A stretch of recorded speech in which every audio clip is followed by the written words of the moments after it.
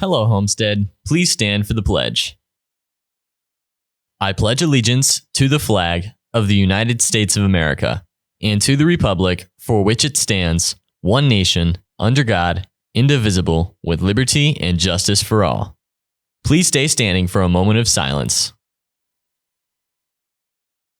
From Homestead Media, this is HHS In Depth. The show must go on, how Homestead's Show Choir are adapting to COVID-19 protocols and how they are still working hard to perform this year. Plus, learn about Homestead's Scholastic Gold Key Winners for this school year.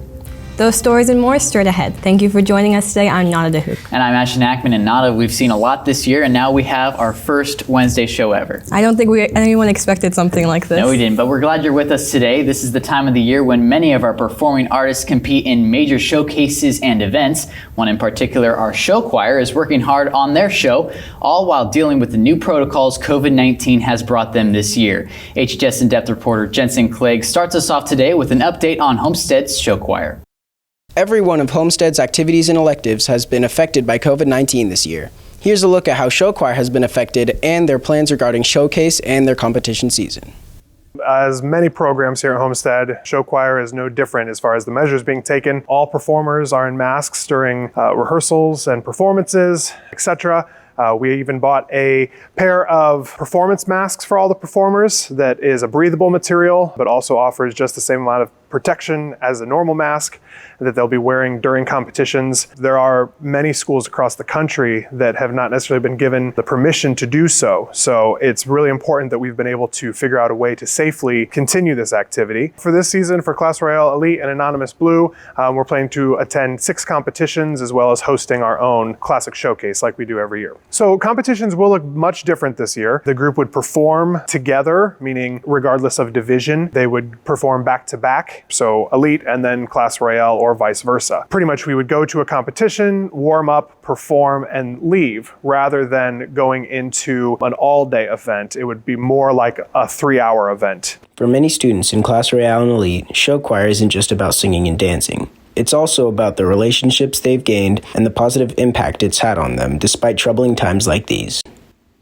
It's definitely been a change. I thought we weren't going to have show choir, honestly, this year, but I think it was a great impact that we had show choir this year, even though the effects of the pandemic. Just the friends and the relationships you get to make with show choir, the people you meet are outstanding. You get to make relationships with people, get to hang out with them, and it's just a wild experience and all. Show choir this year just feels like the only normal thing, and I get to see my friends, and if I'm online, I get to come to school and see them, and it's good knowing that I'll always have that to go back to just in case, oh no, quarantine, and I can just hang out with my show choir friends. Hopefully, COVID-19 will calm down as we continue to perform and progress. However, for the time being, it's good to know that Homestead Show Choir will have a healthy standing for years to come. Reporting for HHS In Depth, I'm Jensen Clegg. Juniors, please check your email for required iStep testing room locations. Please print off the first page of the email to be used as an entrance ticket for tomorrow's testing. You must also bring your laptop and power cord with you, as the school does not have extra power cords, and losing power midway through the exam could result in not passing the iStep graduation exam. The deadline to purchase a yearbook for $50 has been extended to April 1st. Please go to yearbooksforever.com for a user-friendly buying experience. The Biomedical Science Club will host David Kaiser, professor of pharmaceutical sciences, today in room 215 or virtually. The meeting will start at 2:45 and will end at 3:30. He will present Drugs and Genes, How DNA Affects Your Response to Medication. See or email Mrs. Behrens with any questions at the email just shown here. Are you interested in traveling to Belize for Spring Break 2022? You will travel to Belize to learn more about the ecosystems, from rainforest to reef. Check out the flyers around the building or see Mrs. Vale in room 213 or Mrs. Merkling in room 206. If you are a current freshman, sophomore, or junior, snap a picture of the QR code from the posters around the building to RSVP for the informational Zoom meeting today at 6 p.m. If you RSVP and sign up for the trip, you can save $200 off the cost of your trip. The first official girls track and field practice begins on Tuesday, February 16th. Plan to meet in the seminar room at 3 p.m. for attendance, announcements, and collection of any forms on that day. You must have a physical and necessary paperwork on file with the athletic office before this meeting. If you need more information or forms, please contact Coach Jarrett or Coach Wiss. A few weeks ago, the winners of the Scholastic Gold Keys were announced, which many Homestead students brought home. To learn more about this tremendous achievement, here's HHS In-Depth reporter Nisha Lalaria. The regional Scholastic competition took place earlier this year, and some of Homestead students have received awards for their art and writing projects. It was a really big honor to receive the Gold Key. I definitely didn't expect it. I kind of just entered the competition without any intentions of winning anything big. So it meant a lot that I actually got something like that. And to see my writing being judged by somebody else who wasn't a teacher was really cool. Receiving a Gold Key is a great honor. I've been doing art pretty much my whole life, so it's really nice to be recognized for my work, especially since getting a Gold Key, you get automatically into the national level. It's really an honor to be judged on that level. Winning awards is not easy, and the Scholastic contestants took time to perfect their work for the judges. I put a good amount of work into it. I actually used an essay I'd already written in my Lang class and then worked with my teachers to edit it, which took a couple weeks. But other than that, it was a pretty quick process. I had a lot of time to work outside of class since I'm doing real-time learning. I worked a lot outside of class time and I put a lot of effort into it, so I'm really proud of the work I did and I'm really happy that I got an award for it. The pieces created and submitted to Scholastic hold a special meaning to the artist, whether it be an outlet for emotional release or taking pride in what they wrote. I had written for Scholastic last year and wrote a piece, and it ended up doing pretty well. I got an honorable mention. I just wanted to see what this piece would do because it was more of a serious piece. And I was just interested to see what judges would think of it and if it would do anything bigger. The piece that actually got an award is really personal to me. It talks about like mental health, and since it's a self-portrait, it's very personal, of course, in that aspect. So that's the reason why I entered it in, because I thought it had a lot of meaning to it and it was very meaningful to me. So I want to share that with everyone who saw it. The regional winners' works will move on to the national competition and results will be announced mid-March. Reporting for HHS In-Depth, I'm Nisha Lalaria. Still ahead on this Wednesday, we give an update on the latest coronavirus headlines when HHS In-Depth returns.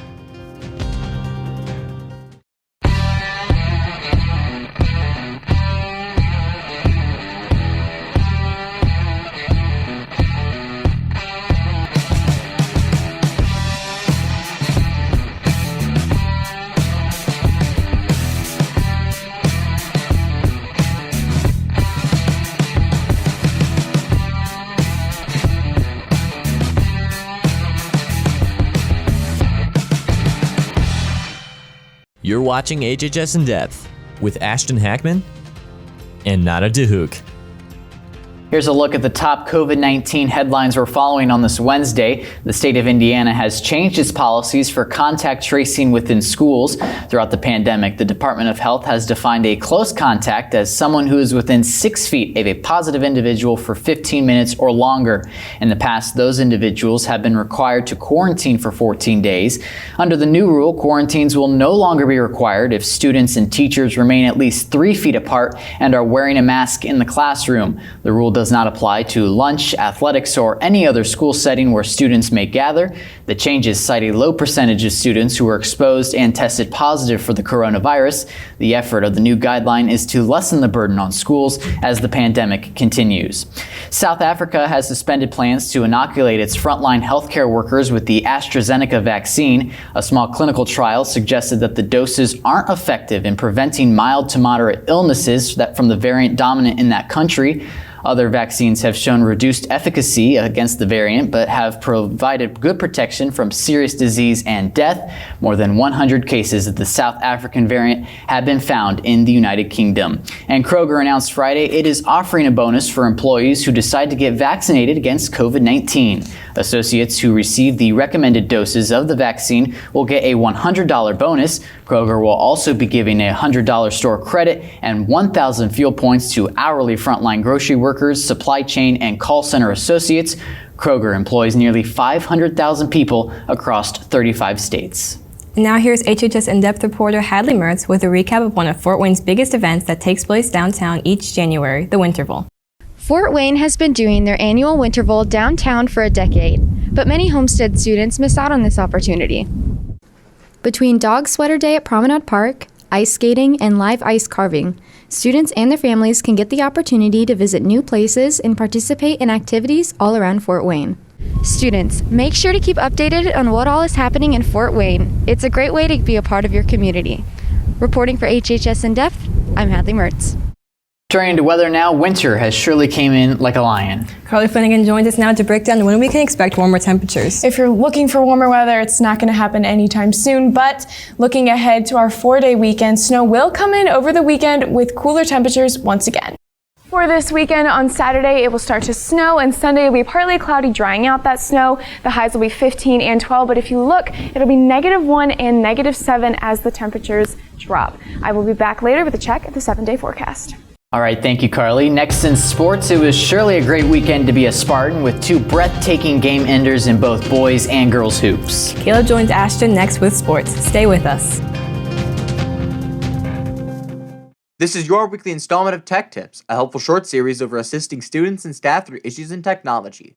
For all students online and in school alike, there is a very strong policy against computer damage. Even stickers such as these can cost $50 due to the time and effort it takes to get rid of them. The following parts, if destroyed, are very expensive, so be sure to treat your school laptop responsibly. For any further questions, be sure to visit the IMC or email the following with any concerns. Be on the lookout for next week, where we'll talk about how to automatically back up Word documents so you never lose them.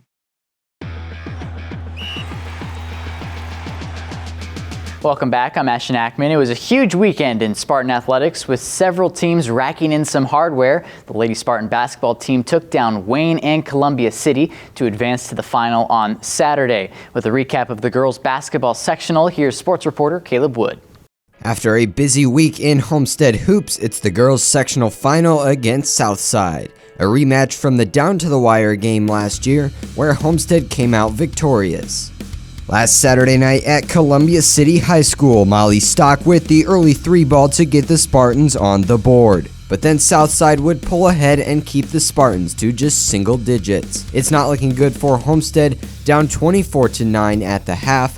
But second half, something would change. The Spartans would come out ready to challenge the Archers. They would do so and keep Southside scoreless in the third quarter. Stevens from the left wing beyond the arc, it's good. Homestead gaining some momentum. However, the real MVP of this game is Ayanna Patterson, the 6'3" junior dominating the second half, getting a double-double with 21 points and 12 rebounds. Tied at 31 with less than 20 seconds, Southside with the ball. A shot off the backboard, no good. Stevens with the rebound, getting it down to Patterson, and with 2 seconds left, Ayanna Patterson gets the bucket and draws the foul. The free throw is no good, but it doesn't matter. Southside falls to Homestead 33-31. The girls basketball team claims another sectional title. And after being down by 15, the girls basketball team found a way to win. The girls' sectional final was the second of the doubleheader on Saturday. Boys in their final regular non-conference matchup facing the Hamilton Southeastern Royals. We picked things up in the final seconds of play, tied at 53. Simmons to inbound. He finds Goody in the corner with the fadeaway 3, and wow, nothing but net as Homestead continues their undefeated season. That fadeaway jumper got the #1 spot on SportsCenter's countdown. From high school hoops, 18-0 Homestead taking on Hamilton Southeastern. Seconds left when Illinois commit Lou Goody. Oh. Yeah, Goody, the fadeaway 3 at the buzzer as Homestead wins and stays unbeaten. The girls' swimming and diving team brought home their 4th straight sectional championship, topping second place Carroll 539-508 on Saturday. The 200 medley relay team of Morgan Brown, Cora Walrand, Ripley Merritt, and Maggie Stock finished with the new HHS and sectional record. Also, congratulations to Hannah Brown and Allie Sullivan, who placed 2nd and 4th respectively at sectionals. And congratulations to Spartan wrestlers Austin Crowder and Giovanni Arsini for advancing to semi-state. The action kicks off at 9 a.m. this Saturday at the Allen County War Memorial Coliseum. That's all for sports. Carly has a final check of the weather when we come back.